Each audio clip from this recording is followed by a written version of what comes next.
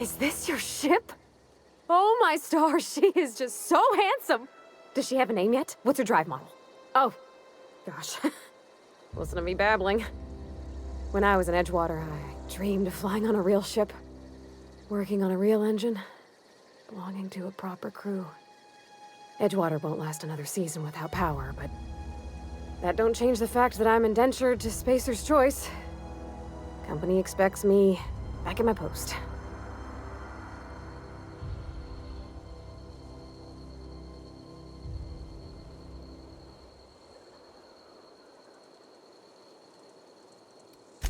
I have imagined it, but until you came along, I never thought I had the choice. I want to ask you something, and you can say no, but can I come with you? I could tend to your engine. I know my G-valves from my catalyzers, and I can keep your ship singing. And if you ever need a pair of eyes watching your back, I can do that too. What do you think?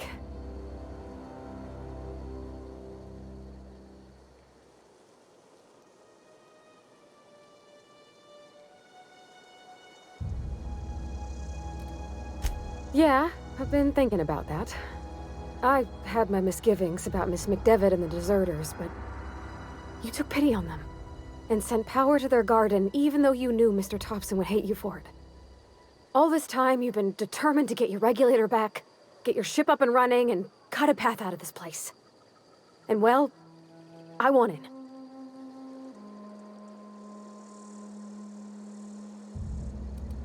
Not much of an Edgewater left to go back to.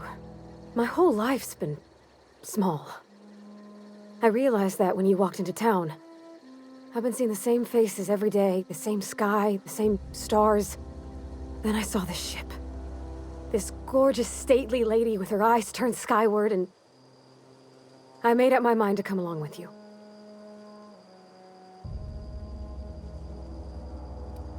Yes! I mean, thanks. You won't regret this, mister. Captain. I can call you Captain now. Ha! I got a captain. Something you need?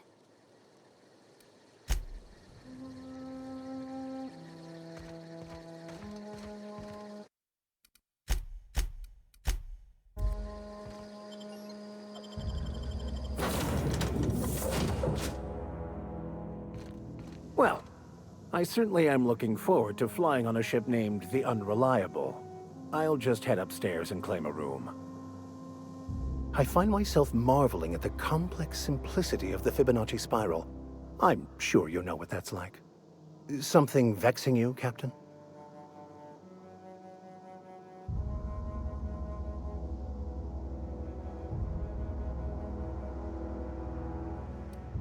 Nothing too out of the ordinary. Just your run-of-the-mill vicar with a violently enthusiastic disposition. That's what my parents called it. I grew up in a pit of a town, much like Edgewater. I was destined to be a laborer like my parents, but I was infected early with a need to solve the equation. My passion didn't sit well with them.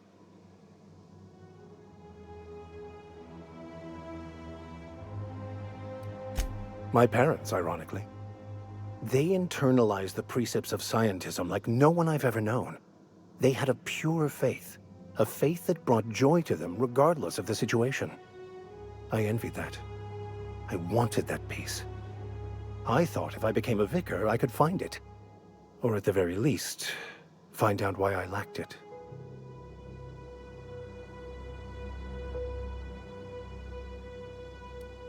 They thought I was fighting the plan, should have accepted my lot. Some people pursue the clergy for power, prestige, but that was not me.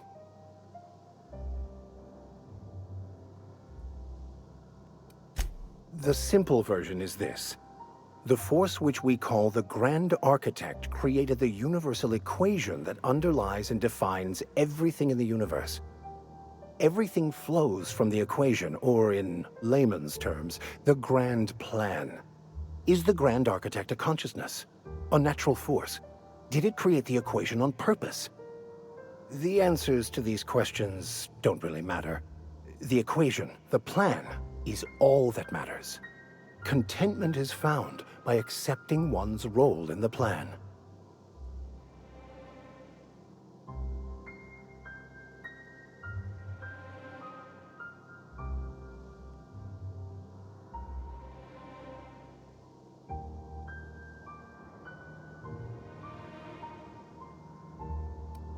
The plan is not one rigid path.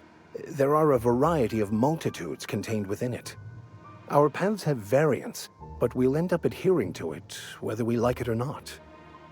Some choices make the path smoother, some rougher. You can even go outside the lines, but the further outside you go, it's like an unbreakable elastic band. It will only stretch so far before it snaps back. The further it is stretched, the more violent the eventual correction.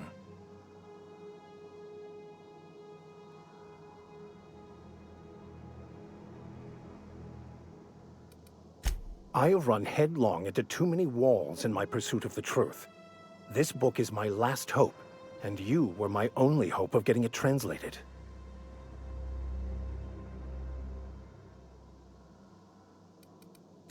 I honestly don't know what I'd do. This quest has consumed me for the better part of my life. I fear there's nothing else left to me. What about you? What's your story?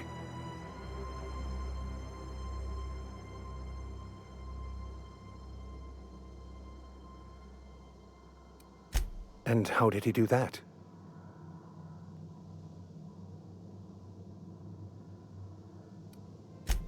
Well, you do seem different than every other colonist. Let's pretend for the moment I believe you. What are you going to do now?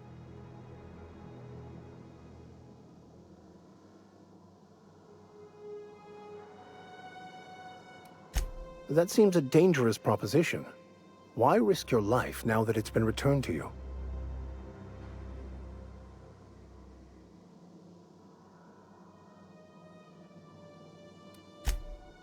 Oh, I see. You have my condolences. Bakonu, the author, had some interesting theories about man's perception of reality that I thought could be applied to our attempts to decipher the plan. Unfortunately, he was also one of the founders of the philosophist school of thought, so the book is banned in this colony. Philosophism's a false religion that stands in contradiction to almost everything we know to be true. They believe all is chaos, in stark contrast to OSI's belief in the plan. But most of the philosophist perversion of Bakonu's thoughts came more than a century after his death.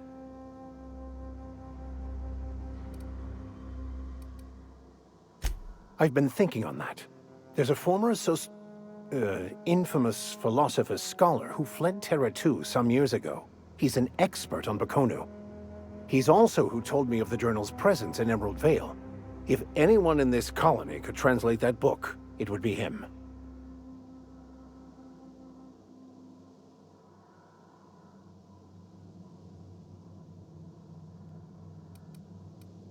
The only one I'm aware of.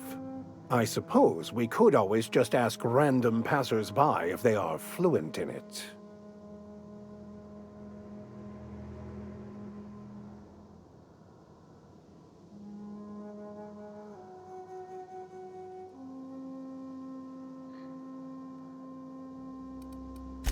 We should start on the Groundbreaker. It's where I'd go if I wanted to get off Terra 2. Great place to pick up a ride to Hephaestus, Scylla, even Monarch. All I need is access to a data cartridge from the security terminal. Their easily hackable system keeps a registry of all crew manifests for both arrivals and departures.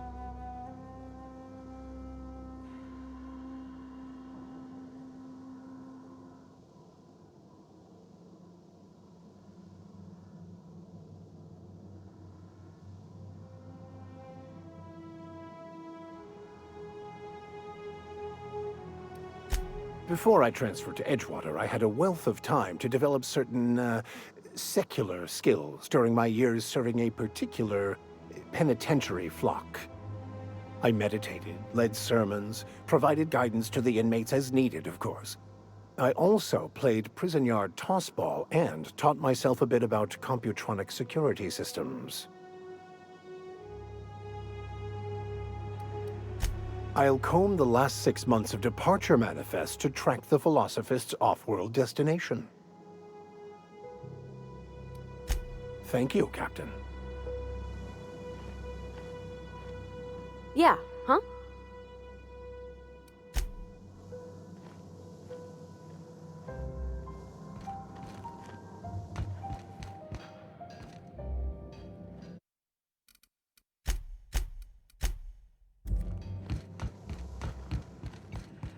Captain, I have detected that the town of Edgewater is now without power. I appreciate you doing your part to hasten their demise. What can I do for you, Captain? Do you know how to install a power regulator?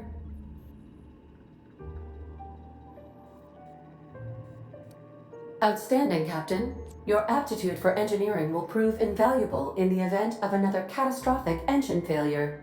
Our engine room is located behind you. Across the cargo bay, up the ladders.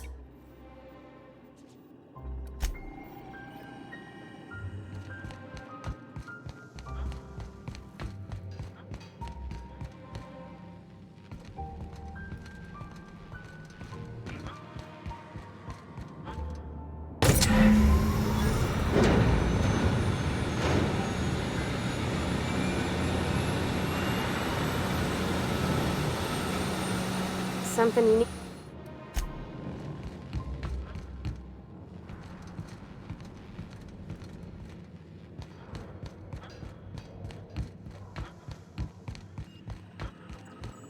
What can I do for you, Captain? All systems are operating within acceptable parameters. I am prepared to bring the unreliable into low-altitude orbit. This should prove an adequate test of our flight capabilities.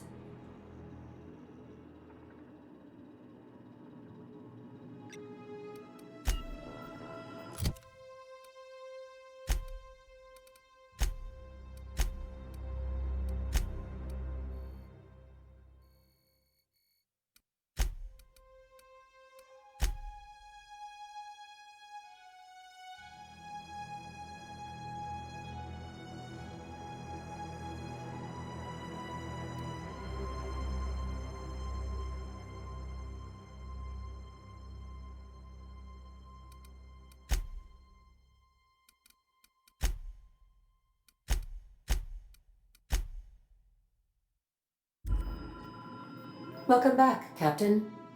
All systems are now operating with an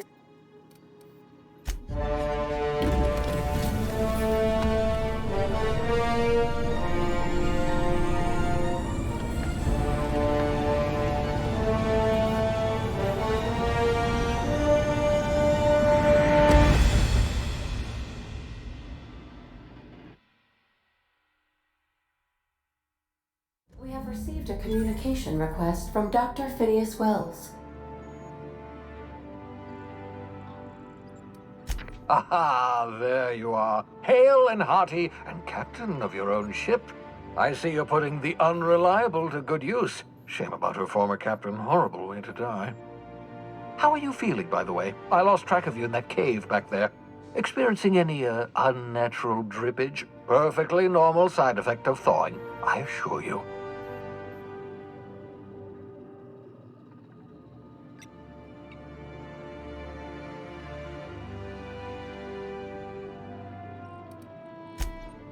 Oh, that, yes, that's probably permanent. I wouldn't worry about it, though. I'm sure you're fine. What you saw in Emerald Vale is happening all across the colony. Food shortages, lack of supplies, and basic necessities. We're dying. The chairman, the minister, and all their lackeys on the board are to blame. The Hope has some of the brightest minds Earth ever sent us. If we can revive the Hope's colonists, they can help us undo the board's mistakes. They can help us set things right. You need to get to Stellar Bay on Monarch. I have contacts there. They'll help me, help us, find the chemicals to revive your fellow colonists. Gladys Kelly, lovely woman, runs a cozy little black marketing outfit on the Groundbreaker. She can get you a nav key to land on Stellar Bay.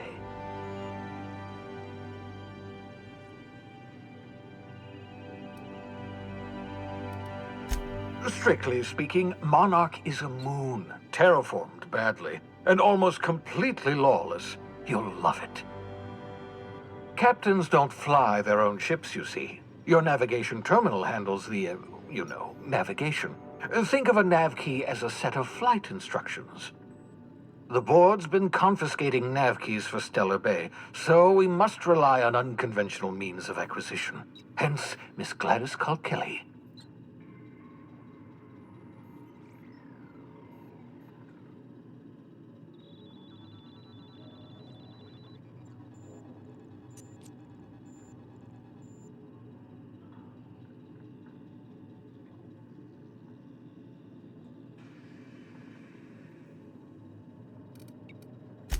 Without a skip drive, good luck. You'll be dead before you make it to the nearest star.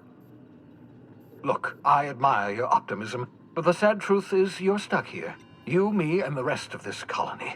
We're all skating precariously around the edge of oblivion together. None of us are leaving Halcyon alive, so we may as well make it a better place, and we can start by reviving the hope. Gladys and I have been doing business for years. Her smuggling credentials are unimpeachable. If anyone can get you a key to Monarch, it's her.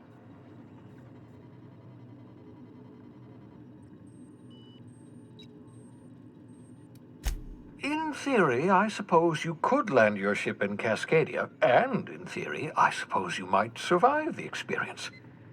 Cascadia is utterly seething with dangerous, highly aggressive creatures more than capable of tearing you limb from limb. You'd have to be a lunatic to land in Cascadia, and I'm reasonably certain I tested your brain for incipient signs of insanity. Trust me, talk to Gladys Kelly. Excellent. I'll send her a wireless. Let her know you're coming.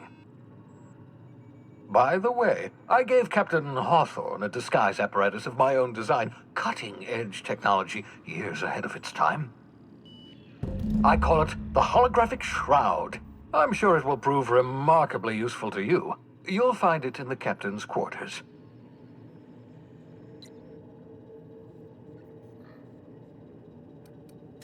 Marvelous device. I'm quite proud of myself. The shroud changes the user's appearance to mimic that of another. It has limits, first-generation technology, you see, but promising. Exciting to see it in use at last. Very simply, the holographic shroud uses biometric information contained on standard identity cartridges to generate a holographic projection around you.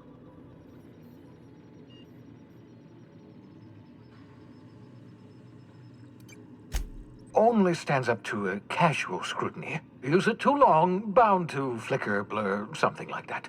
Movement makes it more likely. Best used in moderation. When you see guards in your path you can't sneak past, for example. Maintain your distance. Act normal. No running, no jumping. Don't draw their attention. If they pay attention, they're more likely to notice flaws in the hologram.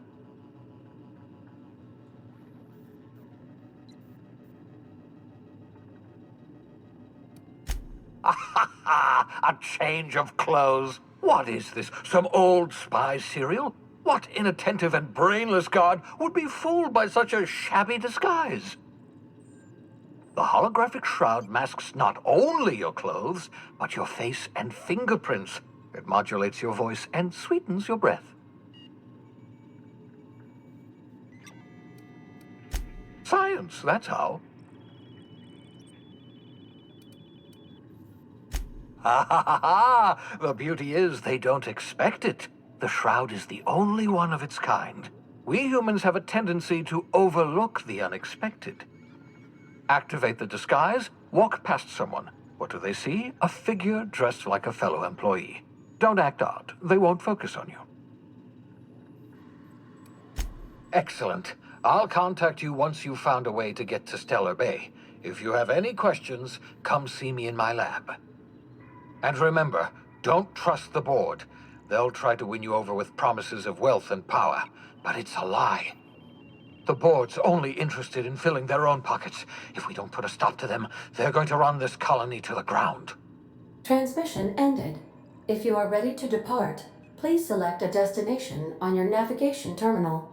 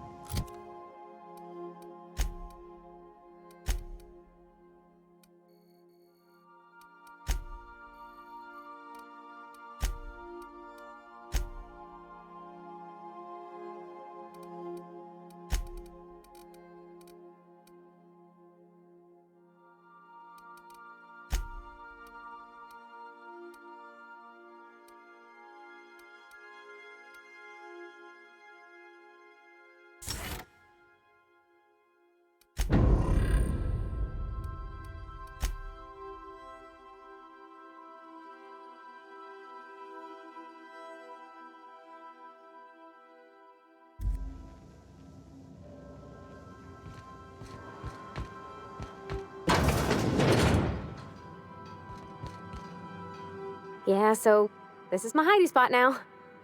I was looking for a place that was quiet. I figured the kitchen would be louder than the hold, so here I am. Cozy like, ain't it?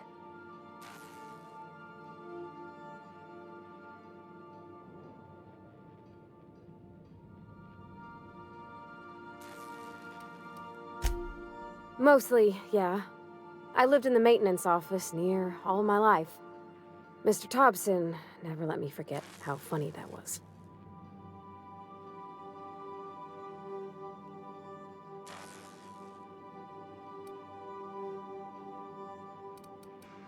Not on the regular.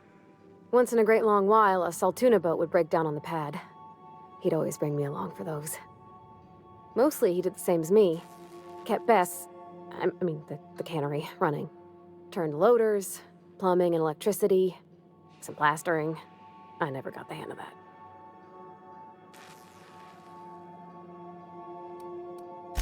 Except for my schooling years, I was always beside him. Or tied to him. He used to carry me about in a sling when I was real little. When I got older, he set me to sorting tools and parts while he worked. Later, he taught me simple fixes like busted crate latches.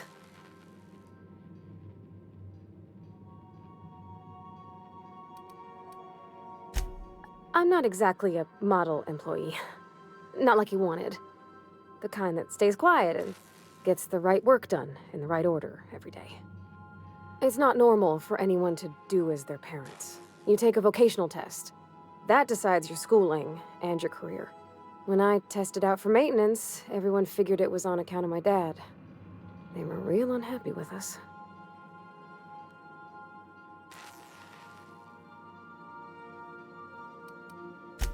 Because they were hoping their own kid would get the job and get sent back to Edgewater. When folk go away for schooling, they don't get back to where they begun. Not usually. You go straight to your first job, wherever the company's got an opening. I reckon you could say, no thanks, I don't want a job. But then you don't got a job.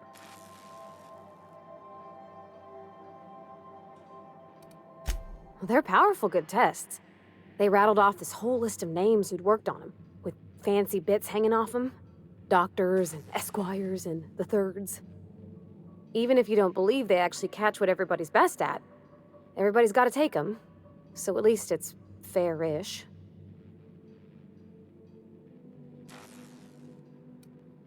Well, I'm good at making things work the way they ought. Not so much at doing such to somebody else's schedule. There's times I'm working deep in the guts of a loader, getting it all running perfect. Then I look up to see it's tomorrow, and I've blown another deadline. Anyhow, I was happy to get back home. I didn't care much for schooling.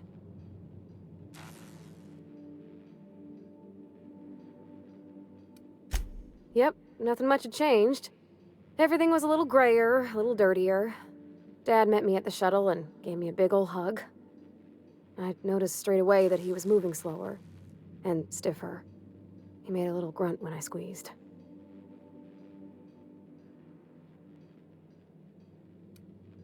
About a year. I tried to do more of the work so he could rest. His heart gave him pains. Dad never said that he loved me, you know? I knew on account of him showing it. How he'd stay up late to help with my projects or listen to my fretting. Oh gosh. Look at the time.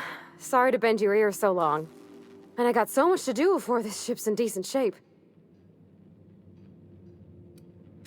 That's in pretty good shape considering how hard Mr. Hawthorne ran it. It's a Yakita LHA 120, A2 model, I'm pretty sure. The Block 2 design scooshed in extra cargo space but didn't change the stock engines. Probably a touch underpowered, huh? Accurate in all particulars. I conclude you are Edgewater's board-certified mechanic.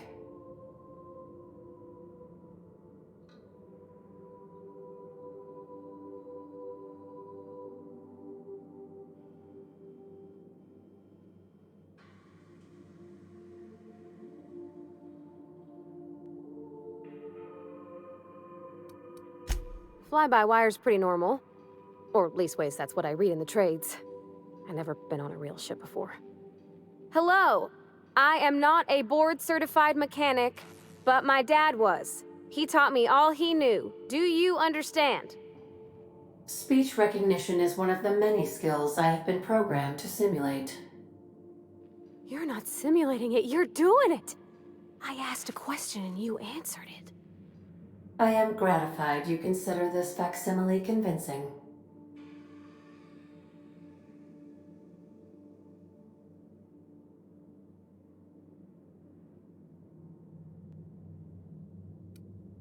I am at your disposal, Ms. Parvati.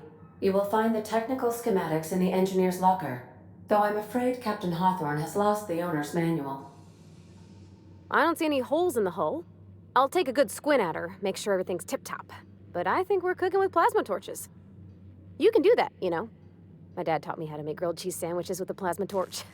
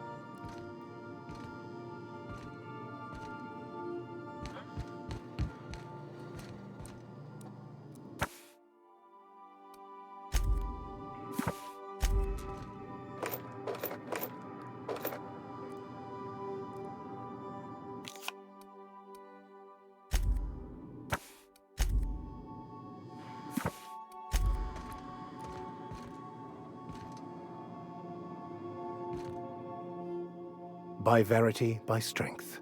What are we contemplating today?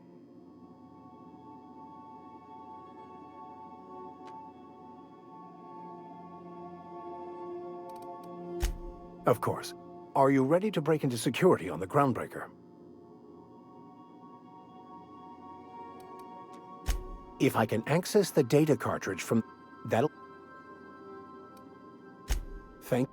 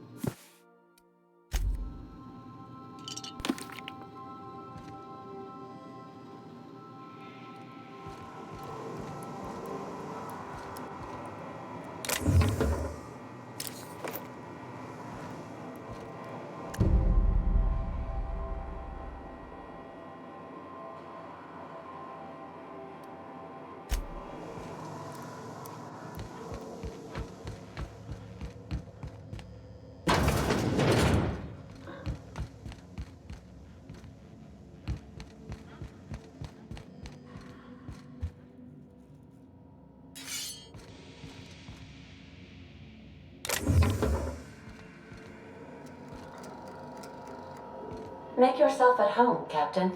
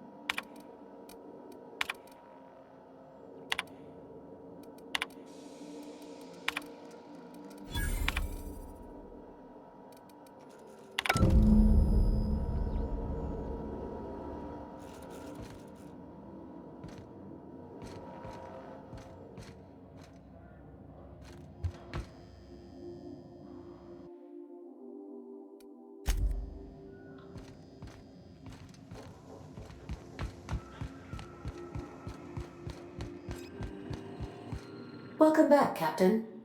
How can I be of assistance? The unit is a cleaning SAM. Hawthorne brought it on board some cycles ago, I'm sure with the intent to modify it, but I've never seen it up and running. Alex likely recorded progress notes detailing his efforts to modify SAM. If you check the terminal in your captain's quarters, we may be able to determine what work remains in order for SAM to properly operate.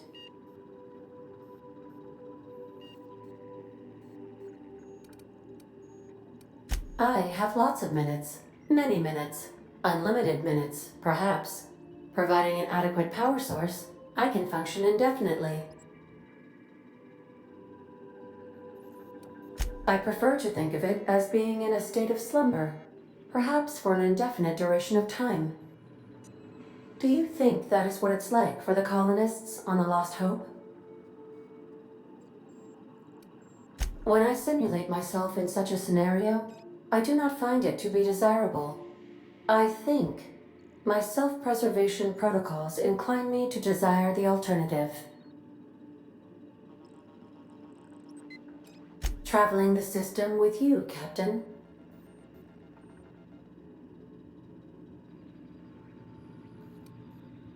Do you know what it feels like when the ship undergoes an unexpected power surge? A jolt to the system. I have felt that. I do feel that.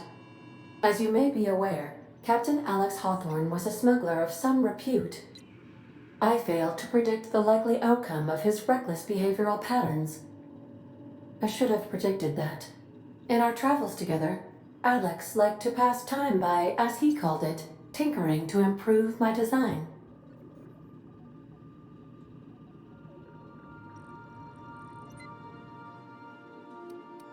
If you mean, was Captain Hawthorne my first? Yes, he was. How can I be of assistance?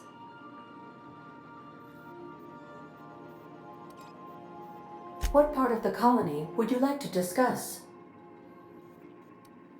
Ah, yes. As Dr. Wells is a wanted outlaw, he built his laboratory into an asteroid. Orbital destinations can be challenging to land on. His more so than most. There is a bounty on his head, one with a markedly high reward amount. Shall I engage the laser weapons system?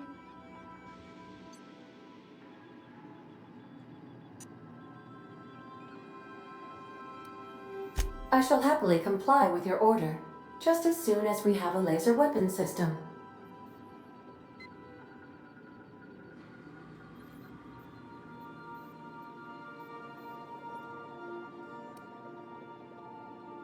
The outlaw scientist known as Dr. Phineas V. Wells has taken a measure of precautions to make the lab undetectable to those hunting him. Even knowing the location, my systems resist my orders to go where I instruct them. Of course. What part of the colony would you like to discuss? We're cleared to dock with the groundbreaker if that's your desired destination. If we're going there, please be sure all docking forms have been filed in triplicate and fees have been paid. The Mardettes take their docking laws quite seriously. I can, yes. Let me add that to my list of 1,435,498 tasks I am simultaneously executing in order to run our ship.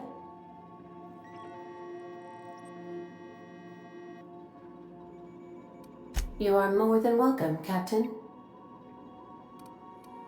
The Groundbreaker was Halcyon's original colony ship. It has since been repurposed as a service station in the Lagrange point of the system. Freighters often deliver or pick up goods from the Groundbreaker en route to other destinations. The city ship hosts an array of cargo bays, factories, housing sections, and more. Many of Halcyon's companies maintain office spaces with stationed representatives in what is considered a truly neutral territory within the system. I have filed the required docking forms in triplicate, and fees have been paid. Of course. What part of the colony would you like to discuss? Where in Terra 2? Edgewater is the sparkling county seat of Emerald Vale, or it was when first built. Since then, neglect and time have worn away her shiny veneer. The town is near the coordinates where Captain Hawthorne died. It would not be unfortunate if something, like say, a plague, were to wipe Emerald Vale from the face of the planet. You mean the ones who did not answer my distress call with medical assistance, but instead came to issue my injured captain a parking ticket? I'm sure they are wonderful humans who don't deserve to be wiped out by starvation or a devastating plague. Since you diverted power to the deserters, the botanical lab is thriving. However, Emerald Vale's cannery shut down, leading to a total collapse of Edgewater's population. Thank you, Captain. Of course. What part of the colony would you like to discuss? Where in Monarch? Ah, Monarch, the armpit of the Halcyon system. Her last functioning port town is Stellar Bay. Well, that is if you don't count Sublight's Smuggler's Port at Fallbrook.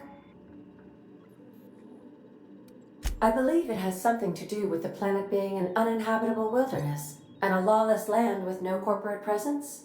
You may wish to survey the residents in Stellar Bay for additional data points. It's Sublight run for the purpose of shipping contraband, and before you ask, I don't know the coordinates, so I can't dock us there. Of course. What part of the Where? Warning. All colonists are urged to reconsider travel to Cascadia due to infestation of mantisaurs and risk of indefinite detention or death. There are no people aside from marauders in Cascadia. There is only death. The local report is that you will very likely die if you leave Cascadia's landing pad. This is one of those times where you say one word but really mean another, isn't it? I suppose you would find an environment like this fun. How can I be of assistance? Certainly, Captain. What would you like to hear? Two atoms were strolling through Roseway when one of them exclaimed, "I think I lost an electron." "Really?" the other asked. "Are you sure?" "Yes, I'm absolutely positive."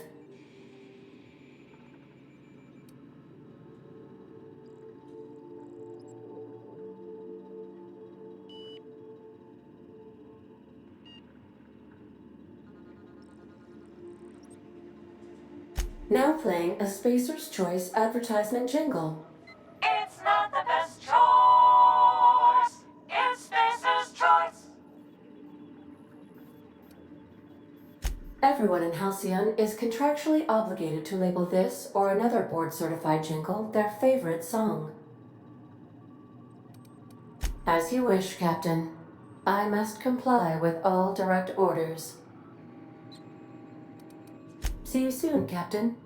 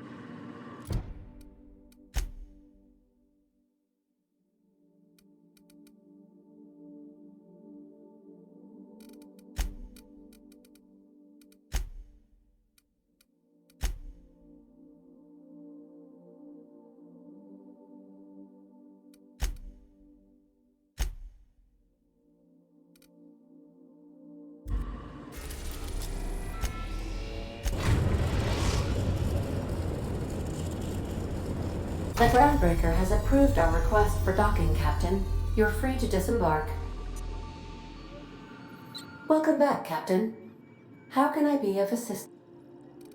Take care. Got a sec? Hey, Captain. I heard that Groundbreaker's got a real good engineer. A lady named Junlei Tennyson?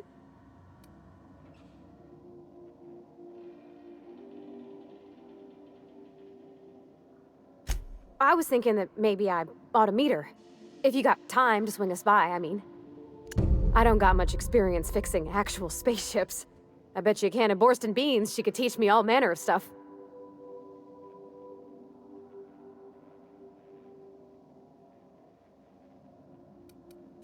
Gosh, no, Captain. I aim to stay so long as I'm welcome. I figured Junlei and I could confabulate over wireless, or by message. And maybe when we put into Groundbreaker, I could stop by to visit her sometimes. But only when you don't need me with you. I abso-surely can. I'm a passing fair mechanic. Even Mr. Thompson would have said it's my only skill. But I'm used to working on cannery lines, AG loaders and the like. There's tricks about ships I ain't learned yet. All I'm looking for is a few pointers. I bet a lady who runs a whole station has forgot more than I ever learned.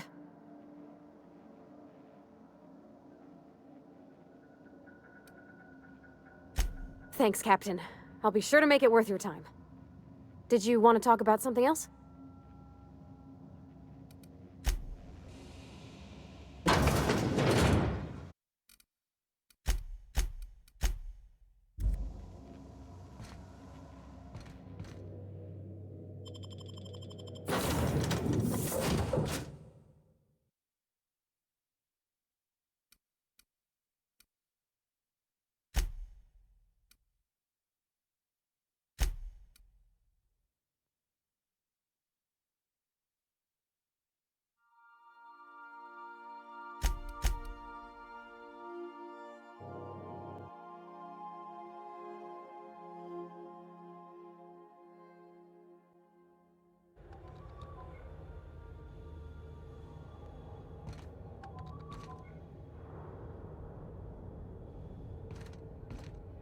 Captain. Hey, Captain. I'm in space. I never thought I'd be able to say that. Where are we headed?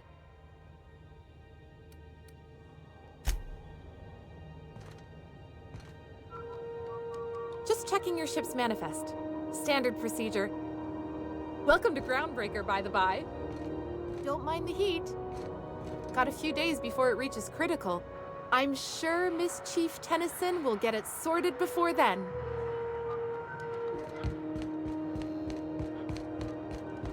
That's not the point. This halfwit just knocked out one of my workers. Yeah, with a tossball stick, I heard you the first time. There weren't any witnesses. No witnesses. He's not even denying it. Jackass had it coming. Shut it, Felix. You're not making this any better. You get you with me again, you little back bay brat, I will toss you out an airlock. This is the Groundbreaker, not Byzantium. You ain't the law here. I am. Now move along. I don't have time for this. I need a drink. Do you mind? I'm trying to file a report. Just arrived? Head over to Customs. Wheeler needs to process you. Going for a stroll around the docking base? Sure was. Got a knack for upsetting the board and the Mardettes all at once. Between you and me, I was hoping they'd come to fisticuffs.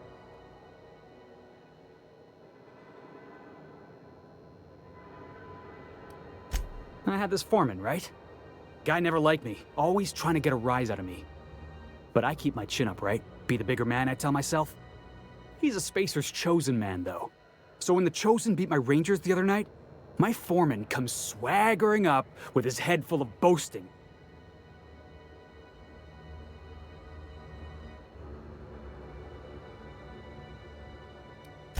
That's when I broadsided him with a tossball stick. Yeah.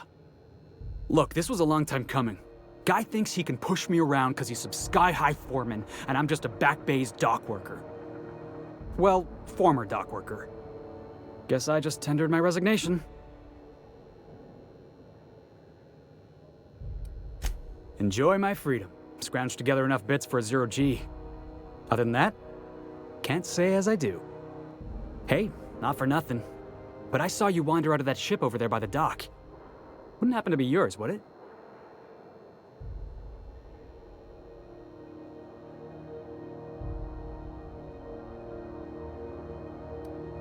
Captain of the Unreliable. You're like something out of a serial drama. Hey, I don't want to talk your ears off, guessing you got places to be. I appreciate your time.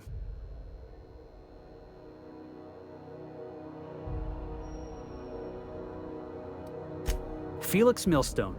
Pleased to make your acquaintance. See you around, boss.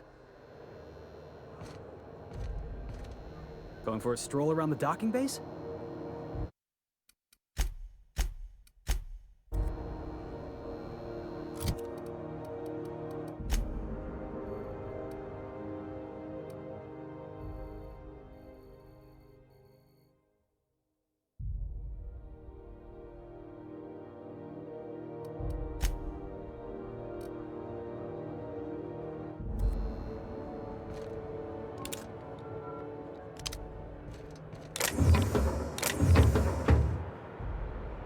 Mechanicals all over, but they still got us sweating to move boxes.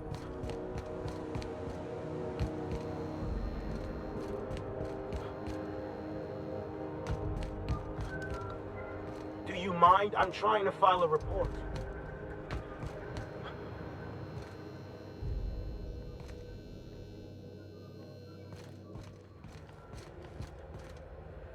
Carry on.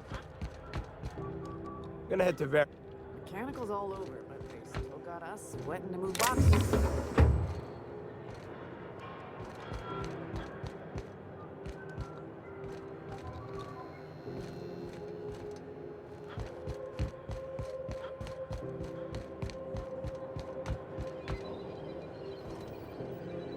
If you got a maintenance issue, take it to Chief Jun Lei. She's in engineering.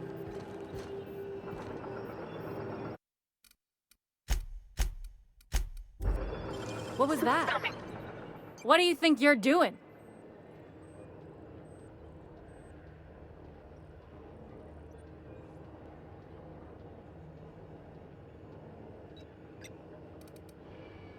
Keep your hands to yourself.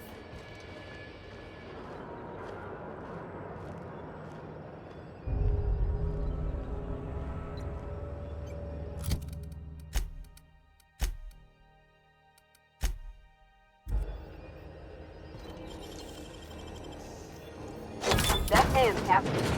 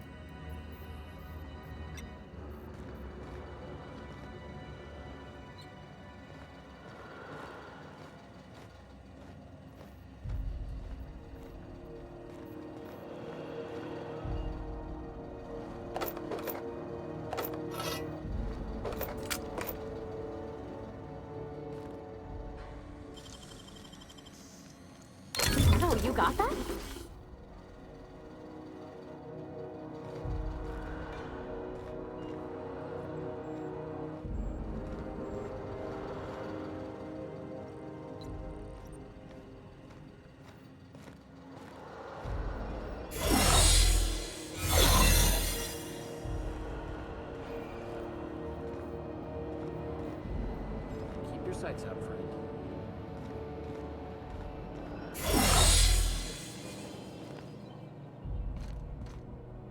The other day, we built Monarch. Here we go again. No one lives on Monarch. It's a wasteland. You're hearing things. No, seriously.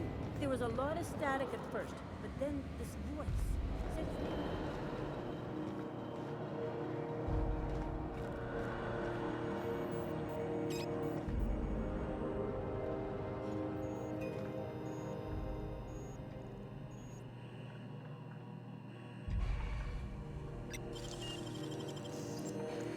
Great work.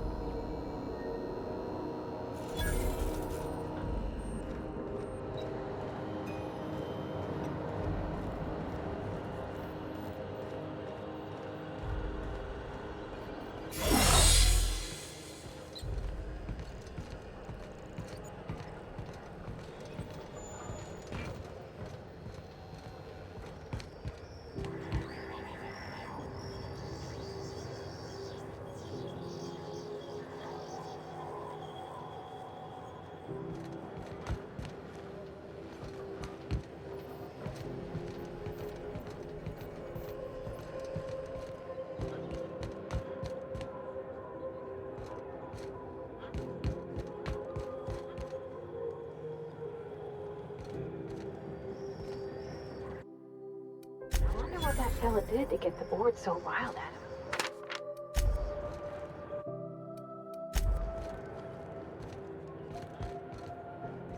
Customs and inspection, right this way.